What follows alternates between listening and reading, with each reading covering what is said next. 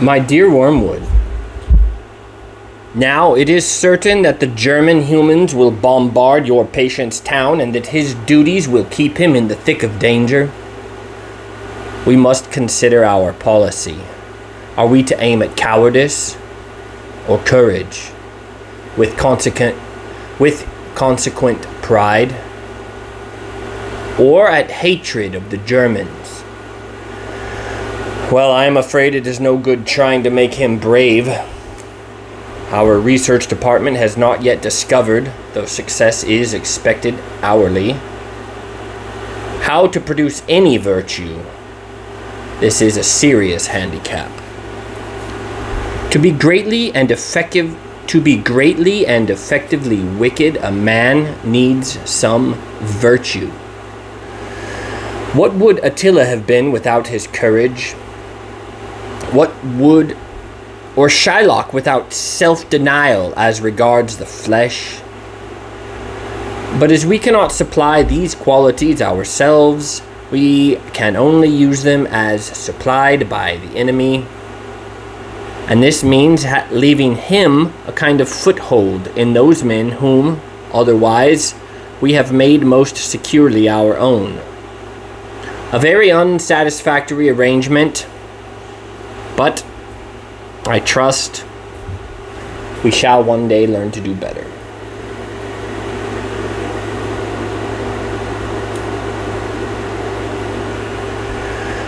Hatred we can manage. The tension of human nerves during noise, danger, and fatigue makes them prone to any violent emotion, and it is only a question of guiding this susceptibility into the right channels. If conscience resists, muddle him. Let him say that he feels hatred not on his own behalf, but on that of women and children, and that a Christian is told to forgive his own, not other people's enemies. In other words, let him consider himself sufficiently identified with the women and children to feel hatred on their behalf, but not sufficiently identified to regard their enemies as his own, and therefore proper objects of forgiveness.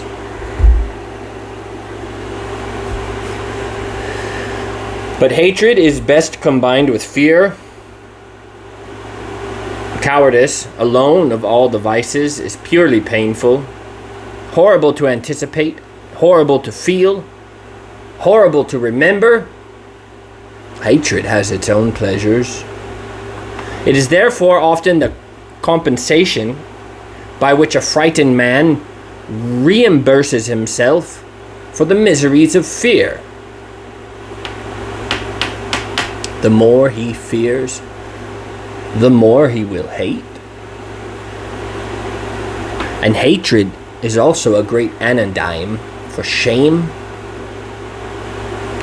To make a deep wound in his charity, you should, therefore, first defeat his courage.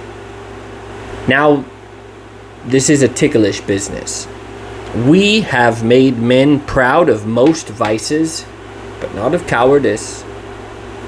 Whenever we have almost succeeded in doing so, the enemy permits a war, or an earthquake, or some other calamity, and at once courage becomes so obviously lovely and important, even in human eyes, that all of our work is undone, and there is still at least one vice of which they feel genuine shame. The danger of introducing cowardice in our patients, therefore, is lest we produce real self-knowledge and self-loathing with consequent repentance and humility. And in fact, in the last war, thousands of humans, by discovering their own cowardice, discovered the whole moral world for the first time. In peace, we can make many of them ignore good and evil entirely. In danger, the issue is forced upon them in a guise not even we can entirely obfuscate. There is here a cruel dilemma before us. If we promoted justice and charity among men, we should be playing directly into the enemy's hands. But if we guide them to the opposite behavior, this sooner or later produces, for he permits it to produce, a war or a revolution. And the undisguisable issue of cowardice or courage awakens thousands of men from moral stupor. This, indeed, is probably one of the enemy's motives for creating a dangerous world. A world in which moral issues really come to the point. He sees as well as you do that courage is not simply one of the virtues, but the form of every virtue at the testing point, which means at the point of highest reality.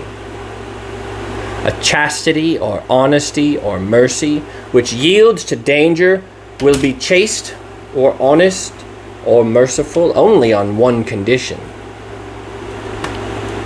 Pilate was merciful till it became risky.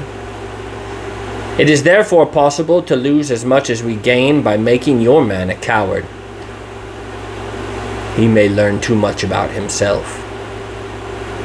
There is, of course, always the chance, not of chloroforming the shame, but of aggravating it and producing despair.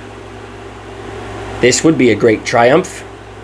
It would show that he had believed in and accepted the enemy's forgiveness of his other sins only because he himself did not fully feel their sinfulness. That in respect of the one vice which he really understands in its full depth of dishonor, he cannot seek nor credit the mercy. But I fear you have already let him get too far in the enemy's school. And he knows that despair is a greater sin than any of the sins that provoke it. As to the actual technique of temptations to cowardice, not much need be said. The main point is that precautions have a tendency to increase fear. The precautions publicly enjoined on your patient, however, soon become a matter of routine, and this effect disappears.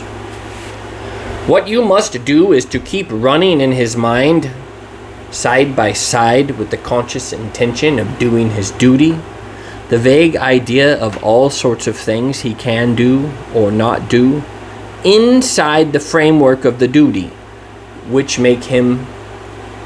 seem to make him a little safer. Get his mind off the simple rule. I've got to stay here and do so and so, in a series of imaginary lifelines.